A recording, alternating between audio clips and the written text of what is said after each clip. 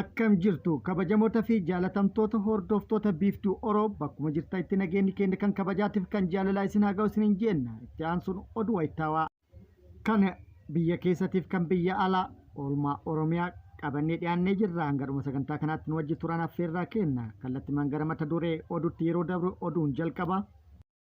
oduun jalqabaa mootummaan Jibuutii guyyaa kaleessaa haleellaa dirooniin Itoophiyaa irratti raawwatee ture. Guutuu oduu kana qabannee jirra. Guyyaa kaleessaa isiniin geennee turre dabalata qabna. Oduun itti aanu haqi Siimboo Biraanuutiif jedha. Siimboo Biraanuu haqa isii argachuu qabdiidha jedha.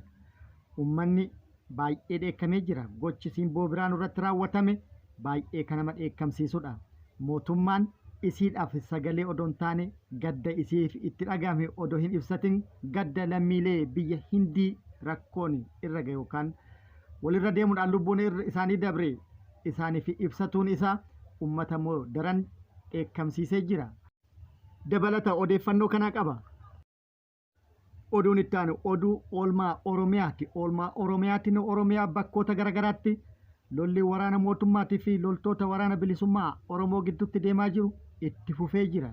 Giddugala Oromiyaa, kibba baha Oromiyaa, kibba Oromiyaa, lixa Oromiyaa bakkoota garagaraatti lolli gaggeeffamaa jiru baay'ee cimee itti fufee jira. Lola bakkoota garagaraatti deemaa jiru kanaan waraanni bilisummaa Oromoo injifannoo argadhe jedhaa jira. Keessattuu giddugala Oromiyaa kibba lixa shaggaritti halkan edaa haleellaa raawwateen injifannoon inni argadhe jedhu akkaan guddaa akka ta'ee fi mootummaaf immoo kasaaraa guddaa kan dhaqqabsiise yookaan kan irratti dhaqqabsiise akka ta'e ibsamaa jira.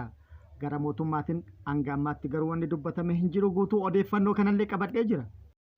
Oduu biyya alaattiin murteen pirezidaantii Doonaald Tiraamp itti fufee jira. Haaluma kanaan dawaa dhukkuba HIV/AIDS akka Itoophiyaatti gargaarsaan galaa ture akka dhaabbatu godhuun dhagahayamee jira. Kun immoo lubbuu namoota hedduu yookaan 600,000 olii galaafatuu danda'a jechuudhaan sodaa uumee jira. Oduu kanneeniif kana malees Doonaald Tiraamp taaksii Kaanaadaa, Meeksikoo fi Chaayinaa irratti dabaluus beeksisee jira.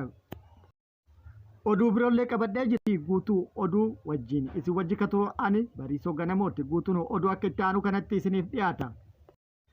Mootummaan Jibuutii Itoophiyaa irratti haleellaa raawwattu guyyaa kaleessaa isiniin geennee turre. Guutuun oduu kana kunooti. Naannoo Affaaritti haleellaa diroonii mootummaa Jibuutii raawwateen miidhaan lubbuu namoota hedduu irratti akka dhaqqabe odeeffannoon bahe agarsiisee jira.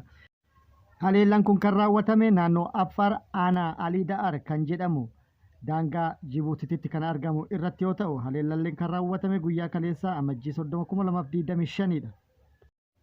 Haleellaa raawwatame kanaan guyyaa kaleessaa yoo gabaafnu nama 3 kan lubbuun dabare jennee ka turre garuu gara nama 8tti ol siqee jira. Nama 8 ol lubbuun darbuun mirkanaa'ee jira.